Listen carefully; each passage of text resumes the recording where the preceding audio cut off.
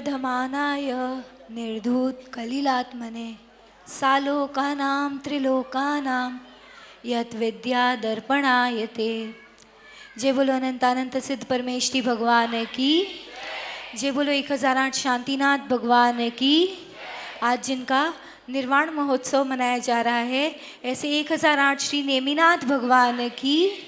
जय बोलो मुनिकुंजर आचार्य श्री आदि सागर जी महाराज की। आचार्य श्री महावीर कीर्ति जी, विमल सागर जी, सन्मति सागर जी महाराज की।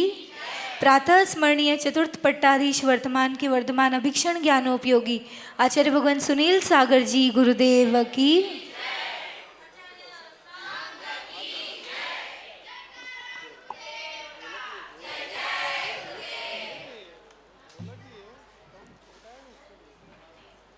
एक बार की बात है, एक छोटा बालक मंदिर में प्रार्थना करने गया। बालक अपने माता पिता के साथ गया था।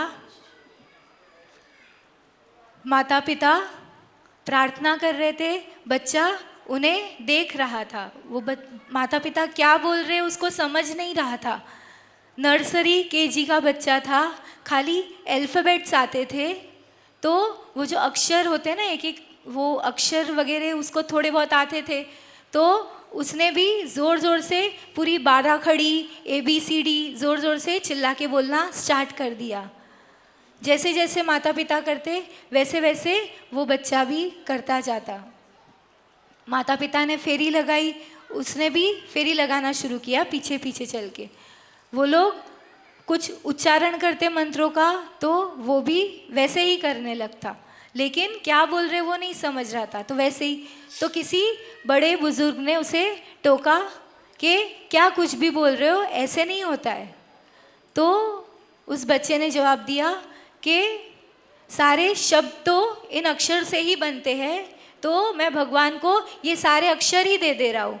तो वो अपने हिसाब से जो जो सही होगा उस हिसाब से उसको प्लेस करके मेरे लिए अपना आशीर्वाद दे देंगे।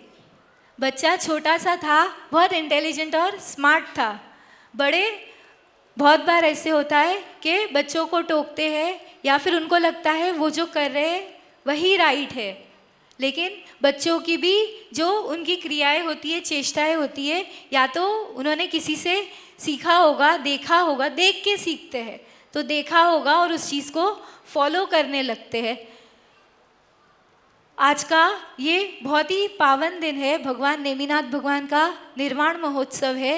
आज महिला शक्ति की प्रचुरता है, सभी ने धूमधाम से विधान भी किया है, और सबसे आदर्श जो राजुल का जीवन और चरित्र रहा है उसके बारे में आचार्य भगवान ने आज सुबह हमें बताया था।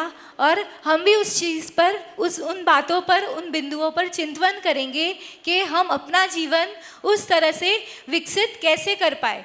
ऐसे होता है, हम सोचते हैं कि एक दिन में बहुत सारा चेंज हो जाए, पर कभी भी एक दिन में चेंज नहीं हो पाता है। आप कभी कोई एक पानी का ग्लास होगा, उसमें बहुत सारी इंक पड़ जाती है, स्याही होती है ना, या कोई कलर पड़ जाता है, समझो कोई भी कलर हो, लाल रंग हो, काला रंग हो, नीला रंग हो, फिर हम सोचते हैं कि अब ये कभी साफ नहीं हो सकता। लेकिन उसको आप कभी ट्राई करना, उसमें एक एक बूंद पानी मिलाते जाना और इंक की एक एक ड्रॉप भी ऐड करते जाना। धीरे धीरे ऐसे होगा वो चीज़ डाइल्यूट होती जाती है, मतलब उसमें वो पानी ऐड करते जाओगे तो वो कलर धीरे धीरे लाइट होता जाता है। हमें वही करना है, रोज़ कुछ ना कुछ एक पॉजिटिव बात, एक जिनवाणी के कुछ शब्दों को अपने जीवन में उतारते जाना है। तो ये जितने कर्मों का बंध हो रखा है, जितनी कषायों का आवरण है,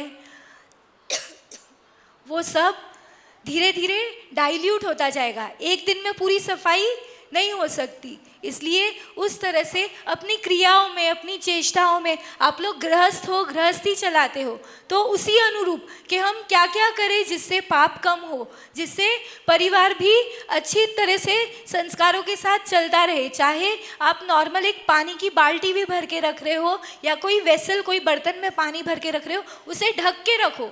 आप ढकोगे, बच्चे भी वही सीखेंगे। कोई जीव उसमें गिर के मरेगा नहीं, बात बहुत छोटी सी है, पानी पी रहे हैं तो ऐसे नहीं सुबह ही छान लिया और पूरे दिन वो अनछना पानी छाना हुआ भी अनछना हो गया। तो उन सब छोटी छोटी चीज़ों को अगर अपन सुधारते जाएंगे, वो विवेक ज्ञान अपने जीवन में उतारते जाएंगे, तो बच्चे भी वैसा ही सीखते जाएंगे। फिर उनको पता लगेगा। वरना आज कैसे होता है, एक बिस्लरी की बोतल खोली तुरंत पी जाना होता है। लेकिन अगर देखते हैं कि घर पे पानी छन रहा है तो समझते हैं वो लोग, और फिर कुछ नहीं होगा ना तो एक रुमाल का कपड़ा भी निकाल के बिस्लरी को भी छान के पीता है बच्चा। देखा होता है तो करते हैं। ऐसे ही खाने की वस्तु हो गई, वेस्ट नहीं करना। भोजन जितना ज़रूरी है, जितनी आवश्यकता है उतना खाया, बाकी एक्स्ट्रा ज़्यादा ले लिया फिर वेस्ट कर रहे, ज़्यादा बना दिया फिर फेंक रहे हैं। वैसे नहीं, जिस चीज़ का जितना उपयोग हो पा रहा है उस अनुरूप उपयोग करो। और एक्स्ट्रा भी है तो आप उस चीज़ को किसी को दे सकते हो, जिसको आवश्यकता हो, जिसको ज़रूरत हो। वस्त्रों का परिग्रह का परिमाण कर सकते हो। हम ऐसे नहीं कह रहे सीधा 2 या 4 या 10 साड़ी पे आ जाओ, लेकिन जो भी गृहस्थ अवस्था में जैसी जो रिक्वायरमेंट रहती है, भले ही 10 टाइम्स एक्स्ट्रा रखो, लेकिन कम से कम 90% का तो त्याग करो। वैसे उतनी रिक्वायरमेंट लगती भी नहीं है, यूज़ भी नहीं हो पाता है। आप हर तरह का एक वैरायटी रखोगे ना तो भी 90% त्याग करके भी 10% में सब कुछ आ जाएगा। तो उस टाइप से बच्चे भी वो त्याग की प्रवृत्ति सीखते हैं। आप छोटे छोटे व्रत करोगे, बच्चों को पता लगेगा व्रत होते हैं, व्रत होते हैं, फिर पता लगेगा भगवान भी होते हैं, गुरु भी होते हैं। व्रत किससे ले? गुरुओं से ले। व्रत की पूजा कहाँ करें? भगवान के सामने करें। देव शास्त्र गुरु का महत्व ऐसे ही धीरे धीरे धीरे उनको भी समझ में आता है, और फिर करते हैं तो स्वीकार शक्ति भी आती है। ऐसे नहीं कि जो हो रहा है सब कुछ काल्पनिक है या ब्लाइंड फेथ है, अंधश्रद्धा है, ऐसा सब कुछ नहीं होता है। जब करते हैं तो श्रद्धान भी बैठता है, रिजल्ट्स भी सामने आते हैं। तो हम अपनी गृहस्थी से उन छोटी छोटी विवेकपूर्वक क्रियाओं को शुरुआत करेंगे, जिससे हमारा जीवन भी उन्नत बन पाए और हमें जो देख रही है उस आगे की पीढ़ी का भी जीवन उस रूप से उन्नत बन पाए। राजुल ने कितना डिफिकल्ट हो जाता है वो पॉइंट ऑफ टाइम, इतने पहले तो पूर्व भव के संस्कार, और फिर वो सामने वाला व्यक्ति द्वार पे आके छोड़ के जा रहा होता है।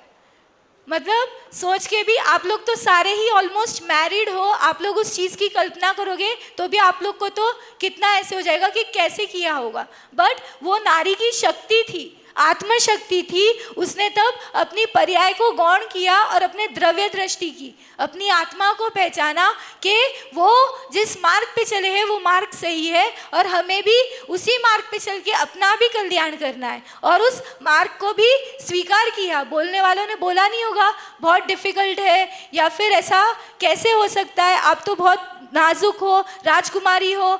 समझाने वालों ने तो हर तरह से समझाया भी होगा, लेकिन जो सही होता है वही अपनाया जाता है। जो मार्ग सही है, जो करने योग्य है, उसे ग्रहण करने में ऐसे इनिशियली लगता है स्टार्टिंग में कि ये सब डिफ़िकल्ट है, कैसे हो पाएगा, पर जब करने लगते हैं आत्मशक्ति होती है, अपना कॉन्फिडेंस होता है, वो आत्मशक्ति बहुत ताकत देती है कहीं ना कहीं, और सारे काम ऐसे ही होते जाते हैं। गुरुओं का आशीर्वाद होता है उसमें, तो फिर तो कुछ पता ही नहीं लगता है क्या कैसे होते जा रहा है। यहाँ की महिलाएं शाम को आके बोल रही थी कि गांधीनगर में इतने सालों का रिकॉर्ड है, हर साल चातुर्मास होता है, तो ये साल भी चातुर्मास होना चाहिए। ऐसे नहीं तो पूरा संघ, हमने कहा ये जो चातुर्मास हो रहा है आचार्य भगवान का, पूरी गुजरात की धरा पर हो रहा है, तो उसमें गांधीनगर भी आ गया। ऐसा नहीं खाली अहमदाबाद सिटी का चातुर्मास है, गुजरात के जो सारा पूरा गुजरात प्रांत है, सारे प्रांत का चातुर्मास है। तो सभी उसमें अपना योगदान देंगे, चाहे जिस भी रूप से हो, वैयावृत्ति हो गई या जो भी अपने हिसाब से अपनी अनुकूलता से, जहाँ गुरुओं की अपन सेवा कर पाए, वैयावृत्ति कर पाए, अनुकूलता बना पाए, उस रूप से अपना योगदान देकर इस चातुर्मास का ज़रूर लाभ लेना। पराया मत समझना कि अब दूसरी सिटी का चातुर्मास है। चातुर्मास आप लोगों के ही गांव में हो रहा है, आप लोगों के ही शहर में हो रहा है। 30 किलोमीटर्स दूर डिस्टेंस नहीं माना जाता, एक ही सिटी मानी जाती है। तो कोई विकल्प मत करना, आचार्य भगवान के सानिध्य का पूरा लाभ लेना, ताकि ऐसा नहीं हो कि अब अगली बार आए तो बोले कि 7 साल के कितने साल हो गए। यही बोलना कि अहमदाबाद में भी पूरा लाभ लिया था, हमारा ही चातुर्मास था, है ना। जय बोलो आचार्य भगवान सुनील सागर जी गुरुदेव की।